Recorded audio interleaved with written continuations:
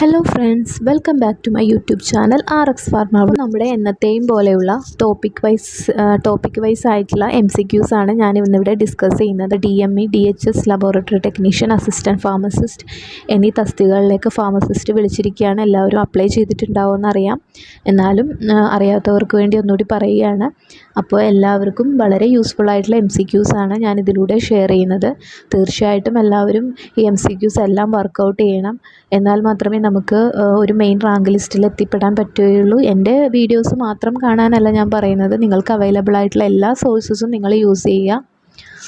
Okay, അപ്പോൾ എല്ലാവരും നന്നായിട്ട് പഠിക്കുന്നുണ്ടെന്ന് വിചാരിക്കുന്നു. ഓക്കെ, അപ്പോൾ നമുക്ക് ഡിസ്കഷനിലേക്ക് കടക്കാം കേട്ടോ.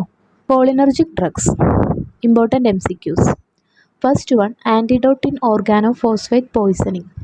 ഓർഗാനോഫോസ്ഫേറ്റ് പോയ്സണിങ്ങിന് യൂസ് ചെയ്യുന്ന ആൻറ്റിഡോട്ടാണ് പ്രാലിഡോക്സിൻ. ഓർഗാനോഫോസ്ഫേറ്റ് പോയ്സണിങ്ങിന് യൂസ് ചെയ്യുന്ന ആൻറ്റിഡോട്ടാണ് പ്രാലിഡോക്സിൻ.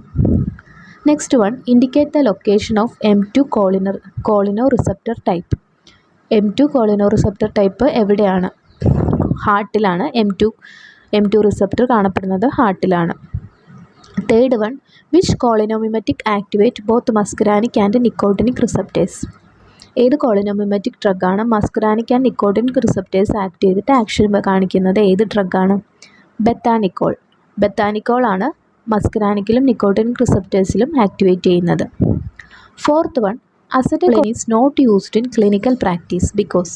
അസറ്റൈൽകോളിൻ ക്ലിനിക്കൽ പ്രാക്ടീസിന് യൂസ് ചെയ്യുന്നില്ല. എന്തുകൊണ്ടാണ്? It is very rapidly hydrolysed. അത് പെട്ടെന്ന് തന്നെ ഹൈഡ്രോളൈസ് ചെയ്ത് പോകുന്നതുകൊണ്ട് അസറ്റൈൽകോളിൻ ക്ലിനിക്കലി യൂസ് ചെയ്യുന്നില്ല. Next one, parasympathomimetic drugs cause. Parasympathomimetic drugs cause bradycardia. പാരാസിമ്പതോമിമെറ്റിക്സിൻ്റെ ആക്ഷൻ കാരണം ഉണ്ടാകുന്ന ഒരു എഫക്റ്റാണ് bradycardia. Sixth one, indicate a cholinesterase inhibitor which one has the additional direct nicotinic effect. ഏതിനാണ് ഒരു കോളിനെസ്റ്റേസ് ഇൻഹിബിറ്റർ, അത് ഏതിനാണ് അഡീഷണൽ ആയിട്ട് ഡയറക്റ്റ് ആയിട്ട് നിക്കോട്ടിനിക് റിസപ്റ്റേഴ്സിനെ ആക്ട് ചെയ്യാനുള്ള കഴിവുള്ളത്? ഏത് കോളിനെസ്റ്റേസ് ഇൻഹിബിറ്ററിനാണ്? ആൻസർ വരുന്നത് neostigmine. Seventh one, a miotic drug used in glaucoma. ഗ്ലോക്കോമയ്ക്ക് യൂസ് ചെയ്യുന്ന മയോട്ടിക് ഡ്രഗാണ് pilocarpine. Eighth one, neostigmine bromide is an anticholinesterase drug used in.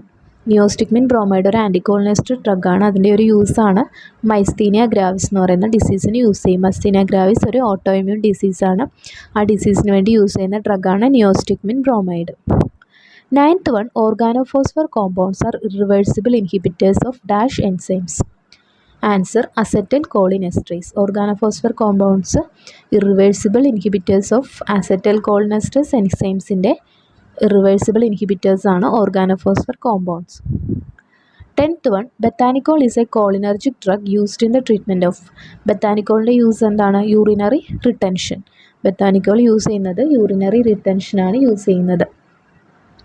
11th one, centrally acting anticholinesterase. Centrally act ചെയ്യുന്ന anticholinesterase ഏതൊക്കെയാണ്?